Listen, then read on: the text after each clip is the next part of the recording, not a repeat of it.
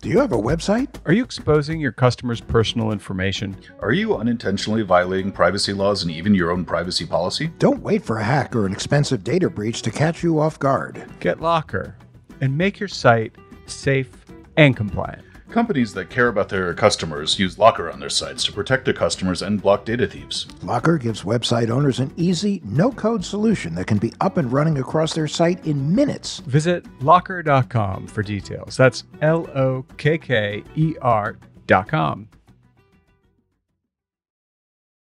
So it sounds like the source code for Grand Theft Auto got stolen, somewhat appropriately. I don't know anything about Grand Theft Auto, but that probably means it's a big story. Indeed. I'm in the same camp. I am not a gamer. Adam, I know you don't play this game. You just said you didn't. Travis?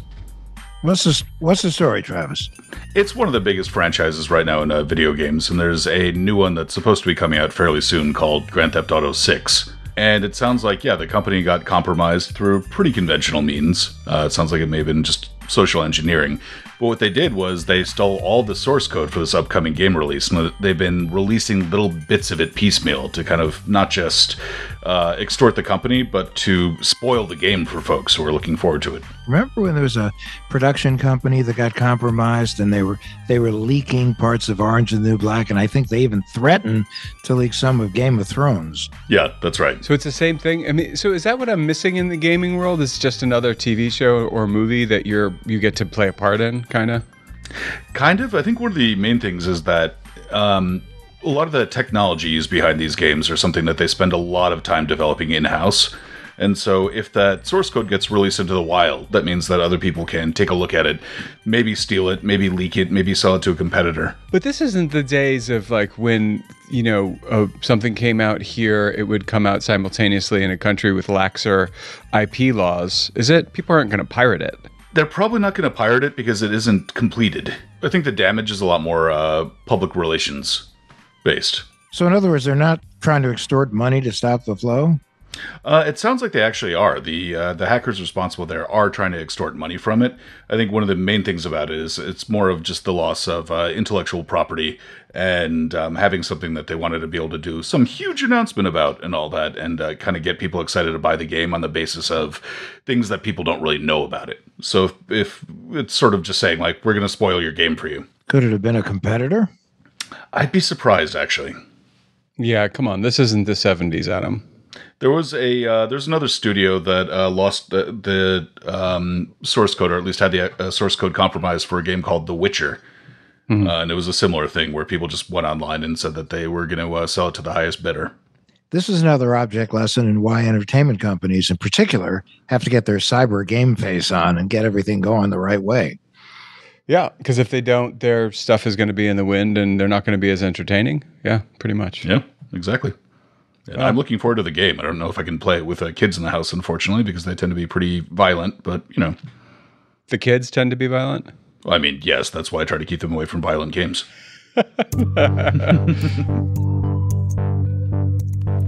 Welcome to What the Hack, a show about hackers, scammers, and the people they go after. I'm Adam, a cyber non-gamer. I'm Bo, cyber tattoo on the inside of your thigh. And I'm Travis, and I'm cyber trying not to picture a tattoo on the inside of Bo's thigh. I'm with you on that, buddy. Today we're talking to lifehacker, travel expert, and host of the podcast, All the Hacks. Please welcome Chris Hutchins.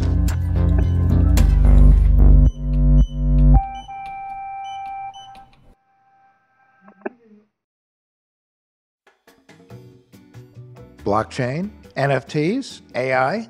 What does this mean for you and me? If you're looking for the best answer, check out TED Tech, the podcast that brings you the latest innovations and biggest ideas in tech. Tech is evolving fast, from the metaverse to the watches on our wrists, and you'll hear about it all on the TED Tech podcast. Like why people in AI make good business partners. The future of self-driving robotaxis. And what the next generations of Siri, Alexa, and Google might look and sound like. Find TED Tech wherever you get your podcasts.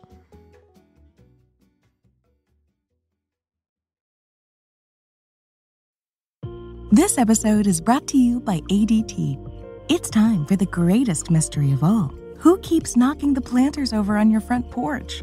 Because you have ADT and their smart home security systems with Google Nest, the answer's pretty easy to figure out.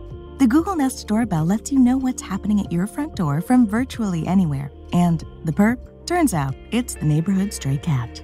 Help protect what matters most with all the smart devices you need, plus 24/7 professional monitoring from ADT and a little help from Google.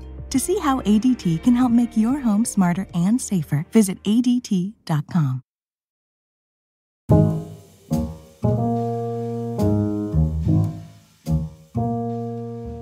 So, Chris, where are you coming to us from right now? I am in the Bay Area in California. Keep it vague. The Bay Area. What do you want? You want my address? Yeah, phone number, social security number. Drop a pin to us if you would too. Yeah, please. Yeah. Names of your pets. And also, while you're at it, send me the codes for a couple gift cards. Yeah.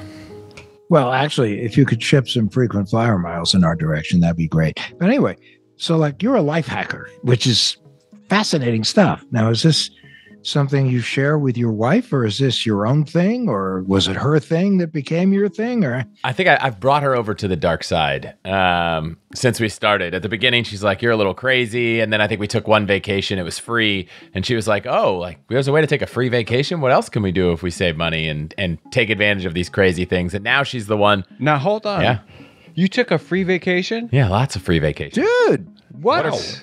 I don't understand. How? What are paid vacations? What are paid vacations? I don't even believe you. So, all right, what are we talking about? Did you just go like next door to your neighbor's house and take care of their cat? No. We've done them all over. We just went last year or this year. I'm lose track of time because we have two kids. We went to Bora Bora. That was a good one. Free? Well, Free?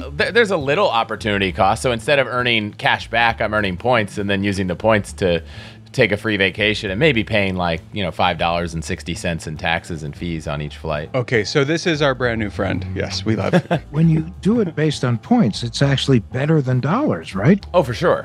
Yeah, I think in the best possible redemptions I've ever had, our honeymoon, we went to the Seychelles and we got our points to be worth about 10 cents a point. And if you're really optimizing, right? If you're using the right cards in the right order when you're buying the right thing, you can probably get 2 to 4 points per dollar. So maybe if you're getting 10 cents and 3 points per dollar, it's like getting 30% cash back, which, the best cash back card is like 2%. Oh, yeah. So now you can use these points to get a hotel too? yeah, so we used them to stay at the St. Regis in Bora Bora, Wow. which I would highly recommend. Got that overwater bungalow. I feel like we're in the wrong industry here. Yeah. So you're a life hacker, and what does a life hacker do when they're not getting free vacations? Yeah, so for some reason, every time I approach something, I'm like, there has to be a better way to do this. And the advice anyone gives me, I just assume is maybe not correct. It's not that I think people are all wrong. It's just I want to validate it myself. And so, when I was starting a podcast, it was like, let's go figure out everything there is to learn and go as deep as possible. But it happens everywhere. We first had 2 kids and well, we didn't have them at the same time. But now we have 2 kids and we're like, we don't have the time to cook. So I just thought, okay, maybe I'll post something on Craigslist and find someone that lives nearby that wants to cook in their kitchen and bring us food. And it turns out that if you're not hiring a professional service, it's really inexpensive. So I don't know. It really spans across every area of my life, just trying to find the way to optimize your money, your travel, your life, your happiness, your career. It doesn't really matter what it is. I just want to figure out a better way. What is the most curious life hack you ever did? When you look back on it, you go, how the heck did I do that? So, like we talked about, points are super valuable. So how do you get more points? So if you've ever stayed at a hotel, this is one of my favorites. And they say, hey, if you don't want housekeeping, you can get a few extra points per night if you decline the housekeeping. But I also would like, to have a clean room. So every time I travel, I just get 2 queen beds so that I sleep on one for 2 nights. And then I switch to the other one the next 2 nights. So I'm still getting the clean bed, but I'm also getting the points. That is a hack. That is a hack. That's a heck of a lot. I'm telling you. I like it. I did something a little different recently at a hotel, which was surprising to me, but there actually was a ring around the tub when I checked in. And rather than report it, I in the morning said, by the way, I really wanted a bath last night, and there was a ringer on the tub, and I don't want to bother you. I took a video. I could just send it to the Ramada if you want. And they're like, no. No, we'd like to set you up in the presidential suite, sir. It's a little. That's more blackmail than a hack, I think. But yeah. It was a little different. Like I actually felt like it wasn't a life hack. It was more of a hack, like a criminal hack. But they did give me the room for half off. Well, yeah, but if you report it in advance, they're going to transfer you to some other room, and you got to pack your bag, and then it becomes an inconvenience. Which is why I didn't do that. Yeah, that's why. Now, if you want to take a bath, it's you might have to do that. But I'm a big fan of if something's wrong. I don't like to try to just be a horrible person, but it's like, look, this thing's broken. I paid for it. Like, well, you want to talk about? Please fix it. No, that's how I did it. I was nice about it. I was horrible on the financial front. I was like, but I feel like there should be some consideration here. Points. Had I known about the point angle, I would have been like, or you could just give me 20,000 points. That happened to me when I was just graduated college. I stayed at the W Hotel in New York. And the bed, I was like, this is the most uncomfortable bed ever. But you don't really find that out until you go to bed. And when you're about to go to bed, you're like, the last thing I want to do is march down to the lobby and be like, hey. So the next morning they were like, I don't know, our beds, we have these heavenly beds. They're all great. And I made the person come and lie on the bed. And they were like, something is broken with this bed. They're like, this is not correct. And they gave me enough points. And it was like a work stay, and they gave me enough points that I could stay basically like in any Starwood hotel in the world for a night. And I was like, I felt like I'd won the lottery. That was a good one. That put you in the hell bed as opposed to heaven bed. That's for sure. I got one that you guys will like. It's a little technical. You're trying to book a house, right? You're going to Mexico with your family, and you find this villa that you can rent on Airbnb. But Airbnb now, gosh, like $500 cleaning fee, service fee, like it's expensive. So you take the picture that you think most represents the property, save it to your computer, go to Google image search and do a reverse image search for the picture. And I wouldn't say this works all the time in the US, but internationally, there's like 3 or 4 sites that rent homes, and almost all of them have less fees than Airbnb. And some of them are directly from the property owner. And so you can actually reverse image search and you're able to find the exact place to rent from somewhere else. And I've had people save 20, 30% just doing that. Doesn't that open you up to scams, though? By what? Why would? Oh, if you booked direct with them, maybe you're booking from not the real owner, you mean? And as opposed to you don't get the Airbnb, you don't get the Airbnb protections. Yeah. Yeah, some of those sites might. Yes, in the case, sometimes it's like, oh, you just found it on VRBO or something and it's 10% less. Or you found it on like luxury homes for rent and you can do a little bit of homework to be like, oh, that's actually a real site. But yes, one time I did rent a place and it wasn't a scam, but I did rent a place in Puerto Vallarta and like I found the owner and it was like 20 or 30% off. But the only way to pay was like to wire the owner money. And I was like, I felt like there was at least some percentage likelihood that this wasn't the owner, and I was just wiring money off into oblivion, but it turns out it was, and it all worked out.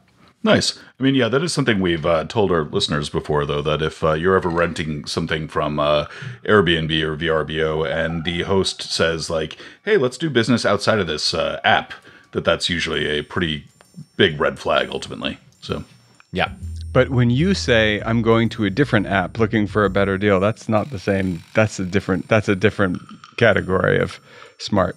So look, obviously you think a lot differently than other people when it comes to trying to find the angle, which is absolutely awesome.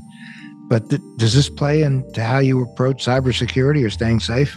Yeah, I mean, we had a talk, Adam and I, on my show, All the Hacks. We both have the hacks in the podcast name. And we talked about it. And it sent me down this crazy rabbit hole of, wow, I got a lot of tips from you. And then I said, I got to go figure everything out. And so I spent hours, maybe a few dozen hours, going deeper than I had already gone. So it was like, I'd probably, locked things down pretty decently well, and then said, I'm just going to go further, and went through the rabbit hole of, removing yourself from all the data broker sites and, using the Google outdated content tool and everything. So I think my curiosity around figuring all the optimizations out has certainly played into trying to find all the ways to optimize being safe with my finances, with my family, online, all those things.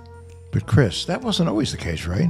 Wasn't there an issue you had with protecting your points? Yeah, and in my research, I realized that I'd kind of mixed the stories up. I thought they were one. It turns out I've had 3, I guess, like attacks or assaults on my frequent flyer miles or credit card points in my time. So over how many years? I think the first one was in 2017, then 2019, and then I think 2020. Now, I'm going to tell you a very fake number. I have 10 points right now. I have way more than 10 points. But anyway, don't hack me because I need them. Now, if are we talking in your case about millions of points, hundreds of thousands of points? How do you, where are you in point land? Yes. So I guess the history of this was in 2017, it was just, you know, a small thing. I had not been public about anything in my life about points. But in 2019, I did this interview with CNBC where I talked about how I racked up over 10 million points. That's a number. That's a number. Yeah. Now, 10 million points in real dollars, because it's like a few cents a point, that's still a ton of money. Yeah. So I track my points as like a net worth, which is, you know, it's 6-figure net worth of points. You're in the millions of dollars. No, six figure. I wish. Do you know one thing that's very true about me is I can't do math. No, none. Bo is, if you want to get the wrong number, he's your guy. Okay. So you have 6 figures worth of points. No. So in 2017, it was just, I logged into my JetBlue account and I was like, I thought I had more points here. And then I looked and I was like, I definitely didn't book a ticket from Santo Domingo to Boston. And I definitely didn't book a ticket from San Juan, Puerto Rico to Orlando. And I looked down, I was like, how did this happen? Called JetBlue, and they couldn't give me a single explanation. They just said, and I looked at my email, I'd never gotten a single confirmation. My email address on the account was still my email address. So through a conversation, I came to the conclusion that somebody had called in, managed to pretend to be me, book a flight, but managed to get them to send the confirmation to someone else. So I never even knew about it and logged in, and only 3 months later from the first flight found out, someone has actually used my points. And credit to JetBlue, they very generously refunded the points under the requirement that I change my email address. I have to use a new email address for my JetBlue account, not the one that was hacked, even though it was fairly certain, because they hadn't changed a password or done anything online, that they didn't use my email to hack it, but their requirement was change your email address. Not add extra security, not do anything, just change your email. Not even change your password? I guess I probably had to change my password, but I'm fairly certain that this was not done through email, because if you wanted to take over, if you had my email and password, then like you should probably try to change my password and lock me out of the account or something. And I think anything you book online automatically gets sent to the person. So I don't know exactly all the details, but thank you, JetBlue, for returning those points. And, you know, that was kind of it. I hadn't thought about it until 2 years later when it was just, you know, a barrage of craziness.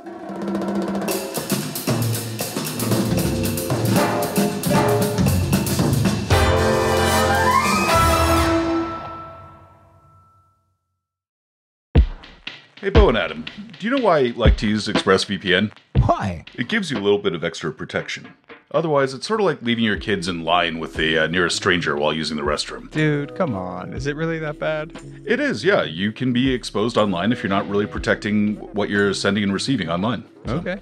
that's why whenever I'm online, I use a VPN. Every time you connect to an unencrypted network, if you're in a cafe, a hotel, airport, basically any network that's not your own, your online data it's not secured. Any hacker on the same network can gain access to and steal your personal data, passwords, financial details, you name it. Okay, so I suppose ExpressVPN creates a secure encrypted tunnel between my device and the internet so that hackers can't steal my data. That's right. Hackers can make some serious cash selling personal information on the dark web. But ExpressVPN has made it easier than ever to keep your info safe. Just fire up the app, click one button, and you're instantly protected. And ExpressVPN also works on all of your devices. So laptop, phone, tablet, it'll work on all of them and you can stay secure on the go. Secure your online data today at expressvpn.com/WTH and get 3 extra months, wait for it, free. That's expressvpn.com/WTH. expressvpn.com/WTH.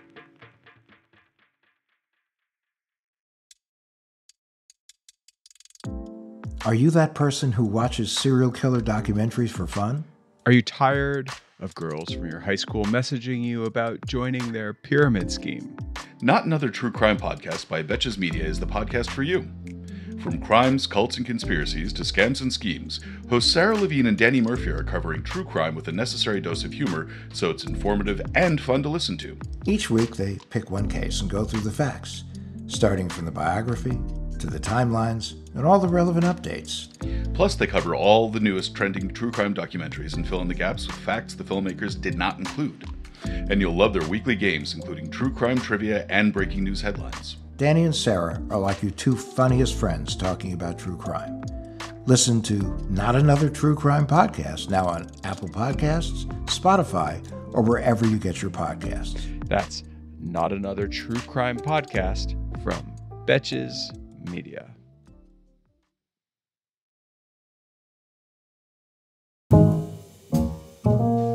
In 2019, about 3 days after this article came out about how I racked up over 10 million points, I was in San Diego and then my phone rings and it's like, "Hi, this is Amex. We're just trying to confirm your identity."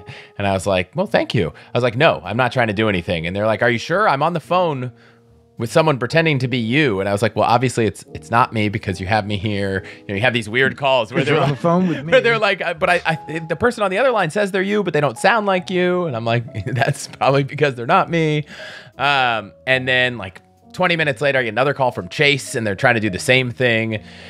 And then I got a call from the actual person and was like, "Hey, this is Amex." And it was like kind of someone whose English wasn't their first language. And I was like, I know this is not Amex. I'm actually on the other line with Amex. And it was an hour and or two where I was just constantly getting phone calls and trying to call back. And Amex probably called me 4 times. They're like, "Are you sure this isn't you this time?"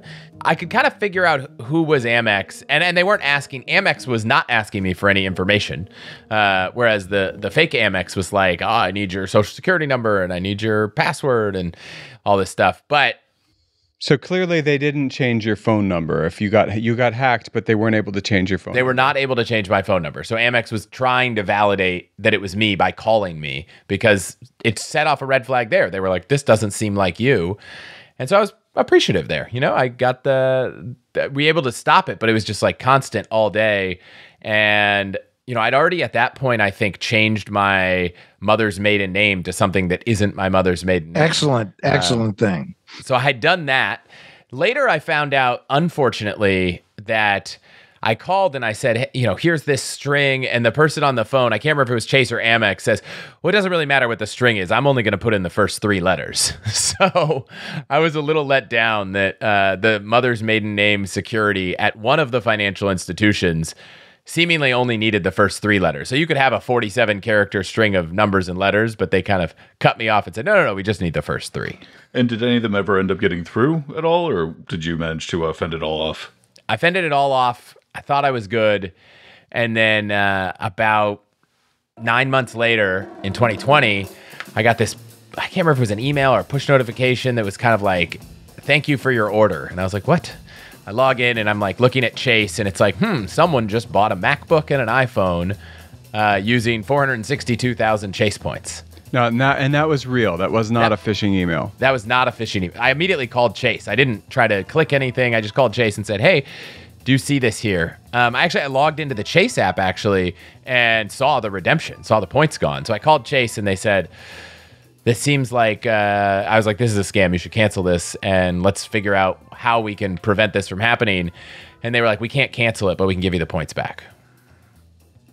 And I was like, "You know what do I do?" And they're like, "Well, it's going to get sent back to you, so you should return it, I guess." And I was like, "Okay." So I waited. The person had ordered a MacBook and iPhone to my house. It's not like they put in a different shipping address. They just were going to ship it to my house. And sure enough, like a week later, it showed up.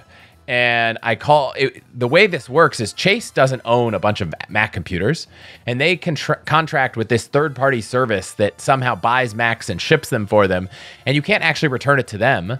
And then I went to the Apple store and I said, "Hey, can I return this to you?" And they're like, No, you didn't buy it from us. You can't return it to us. And I called Chase. I said, "I can't return it anywhere." And they're like, "I guess you have to keep it. Like, we can't. I don't know what to tell you to do."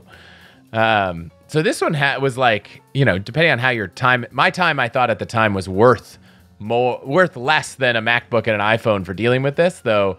Maybe the emotional scarring of this repeated problem wasn't, but Chase kind of gave me, they were like, no, you could just keep it. Like, I got permission to keep the MacBook.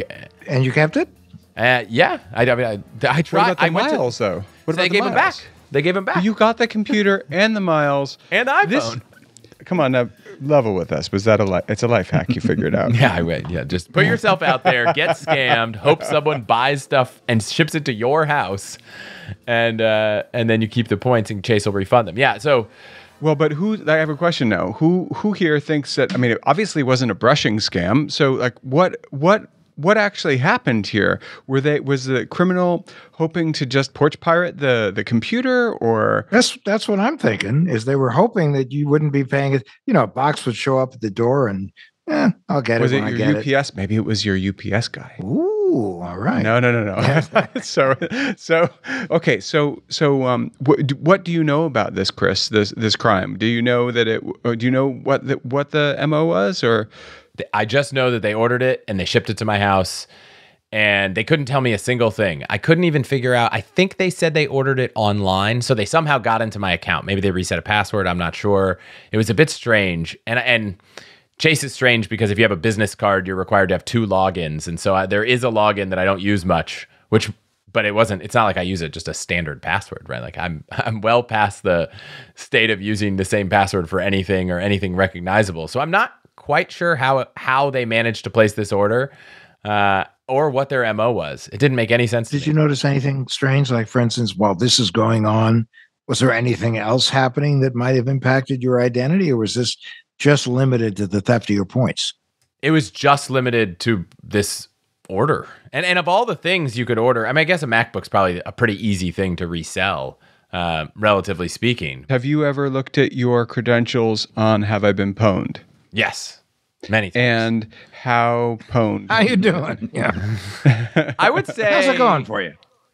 I would say I a lot, but there was basically a period of time when I was not serious about any security, anything, and had the same password for a bunch of random sites, never for like banks or financial institutions, but just, like a bunch of things I didn't care about. And let's come back to this interesting story, because there's something that, there was an interesting scam that happened to me later. Okay. But I'm not totally convinced. I need to hear you say the words. Bo, this Chase account was protected by a password, maybe even 2-factor authentication. There was no way that somebody hacked into the account and stole my miles. There is no way that someone was able to do that unless Chase was willing to reset it on the phone. Like, the password was 100% not it was a 1-password generated string. So there's no way. And I didn't get SIM swapped or anything. So I don't know how they got into Chase. All right, stick a pin in that. Tell us the rest of the story. Let's see. I was trying to buy like an Instagram handle for my company, and I could just sense that it was like not quite. It was kind of a shady-ish person. And there was this site, I can't remember what it was called, where everybody went on to like buy and sell social media handles. And what they would do is they would like steal them and then go sell them, and then they'd steal them back. Oh, we have a lot of experience with criminals doing that. And I guess that's... Yes, this person was definitely that. And it was kind of funny because they had some way to steal it back. And in this whole process, one thing that happened, which really caught me off guard, was someone managed to send me a screenshot of a Google Doc that I had that at the time I believed was private, right? I don't know how you could have gotten my Google Doc unless you were in, or maybe it was a Dropbox link, but someone was looking at a doc that I had stored on either Google Drive or Dropbox, and they were trying to tell me that they'd hacked into, all my accounts. And now was that Google Doc for sure you never showed a link that, person who has this link can view? Well, it was a screenshot, and I remember whatever the doc it was. I can't even remember anymore what the actual doc was. However, it was one where it was something that I shared with a few people, but I was trying to figure out what happened. I was trying to rack my brain, and I was like, gosh, this password hasn't been compromised. And I can't remember how I got the person to tell me where they found it, And they had gotten into an old Bitly account, which is a URL shortener. And that Bitly account, which I hadn't used in years, was secured by a password that has been on Have I Been Pwned. And I probably hadn't used it for maybe 5 or 6 years. Like, it was like, I didn't even know what it was. But they had basically gone and tried all the services, someone with the password, email and password on Have I Been Pwned.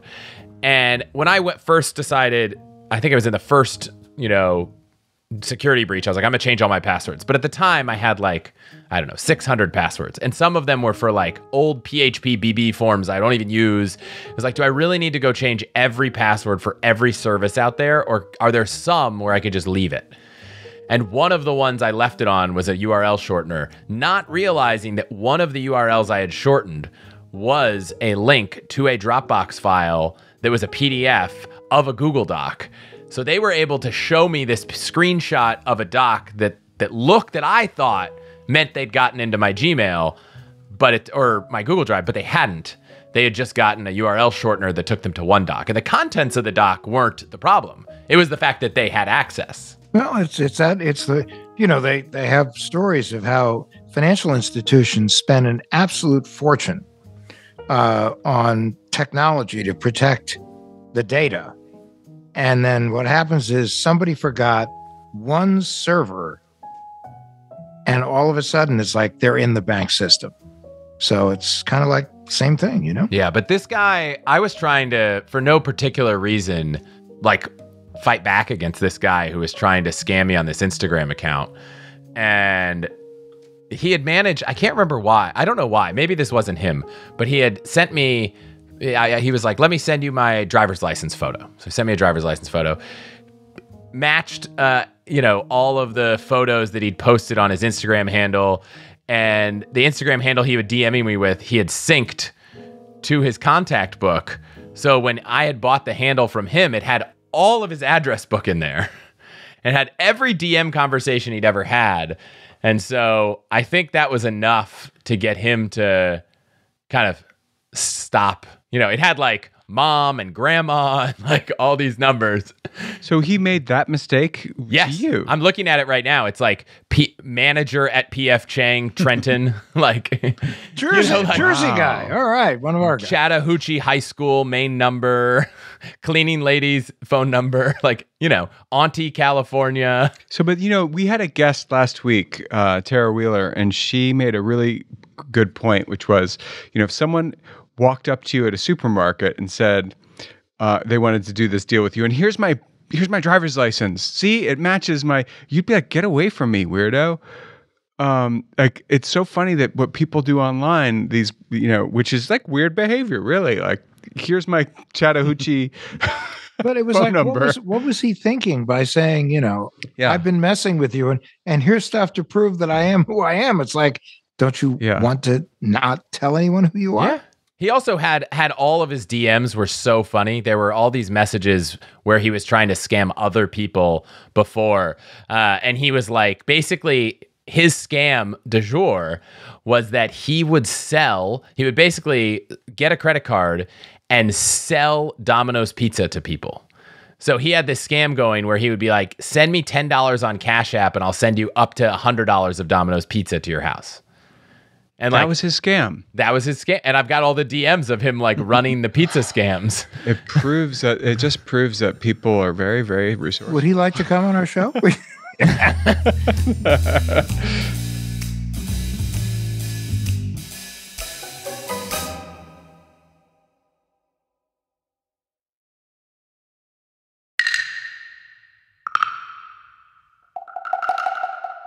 You said before that you had your Chase account compromised, or at least points taken from that one.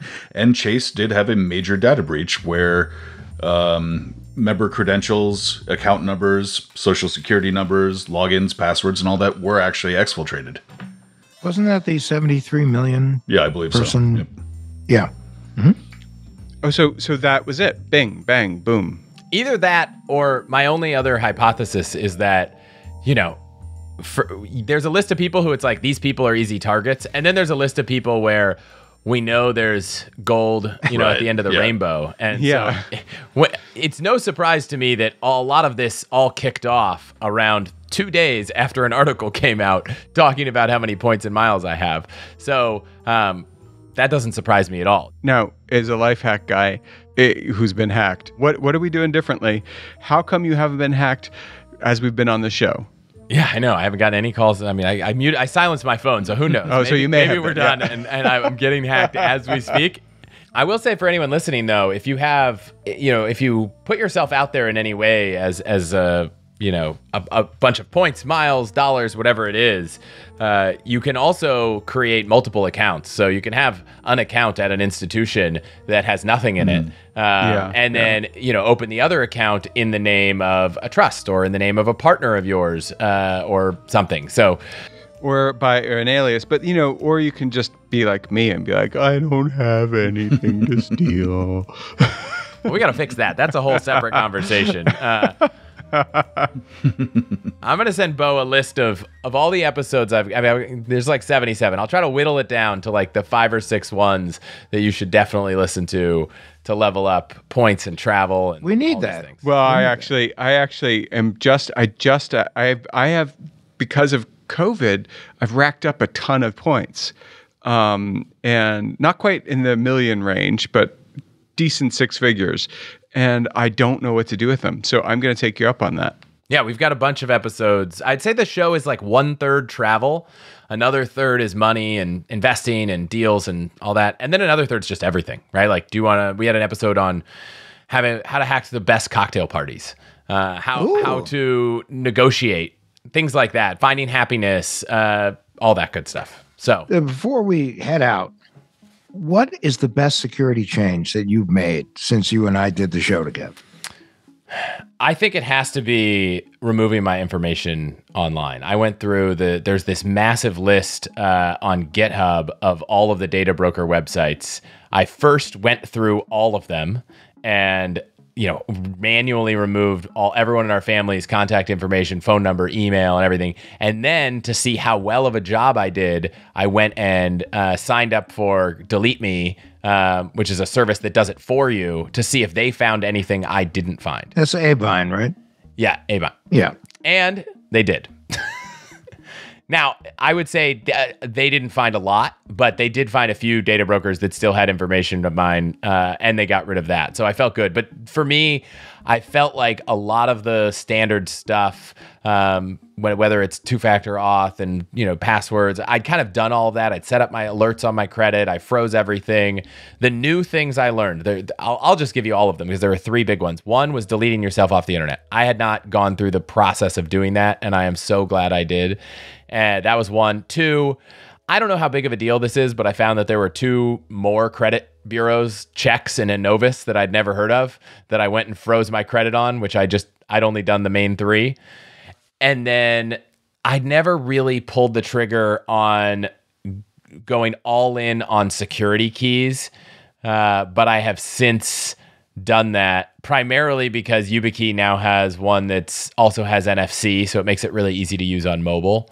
And so I finally went for security keys, which then let me turn on Google's advanced protection, which I was happy about. I don't know how much. And these are physical keys? Yeah, physical. Nice. These guys, Yeah. Now, are they multi-use keys, or is it one particular account?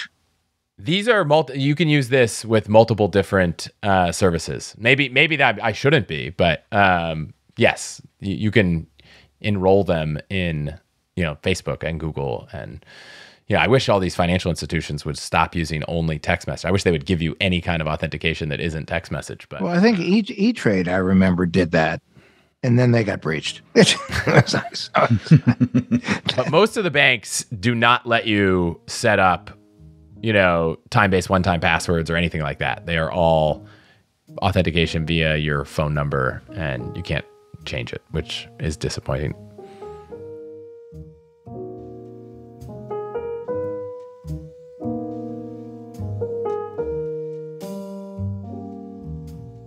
Chris, thanks an awful lot for joining us. And if our listeners want to hear your podcast, I I know what it is, but tell them. Yep, it's called All the Hacks. You can get it wherever fine podcasts are hosted, probably wherever you're listening to this podcast right now. Yeah, we got a lot of stuff. It's not all, you could have the episode I just talked about where I went deep on my conversation with Adam and then what I did after, and then everything else from points to miles to happiness to, helping you save money and enjoy life better. Or as Bo and Travis will tell you, I will say, in particular, you want to hear the episode that I was on with Chris. Yeah. I mean, if you're listening to this, I know that was like the last thing I would say, but okay. I just love having someone from a podcast that answers the question of our podcast title. It's what the heck? All the hacks. Yeah.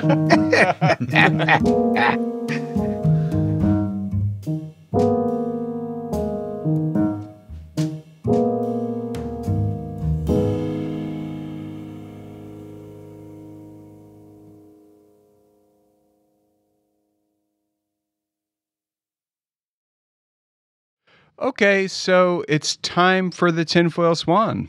Our paranoid takeaway that'll help keep you safe online.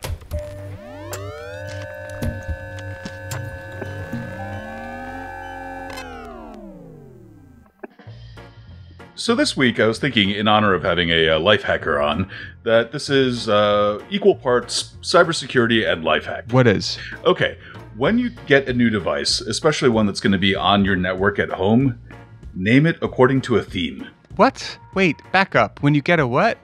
When you get any new device, if you get a new cell phone. Internet of Things device. Yeah, Internet of Things device, but even a laptop, desktop computer, cell phone, anything like that.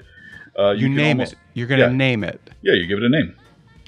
Rosebud. So I'm a big fan of the Wu-Tang Clan, and so all the devices on my home network are named after Wu-Tang members. So there's RZA, Jizza, Inspectah Deck, Raekwon, Capadonna, just any of those things. I met Inspectah Deck once. Yeah. I'm exhausted. Just wait, listening but to so this okay, list. but I still don't get it because my computer is just named Bo's computer.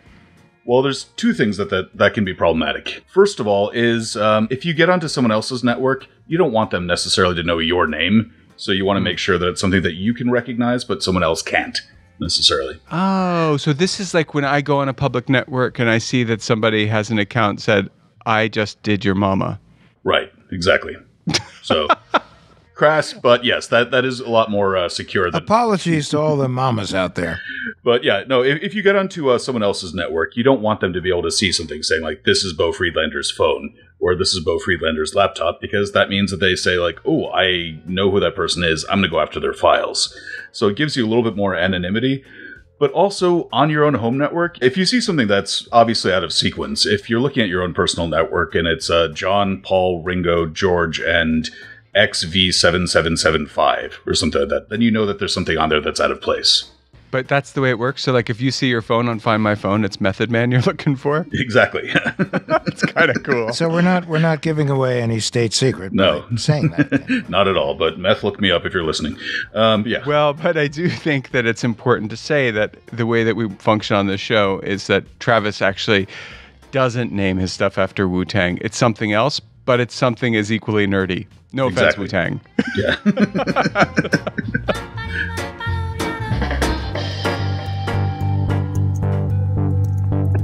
Hey, everybody, listen, thanks so much for listening. Great show today. We have another great show coming up next week, and we really look forward to having you join us. If you enjoyed this episode, please leave us a rating on wherever you get your audio. It really helps people find the show. What the Hack with Adam Levin is a production of Loud Tree Media. It's produced by Andrew Stephen, the man with two first names. You can find us online at loudtreemedia.com and on Instagram, Twitter, and Facebook at Adam K. Levin.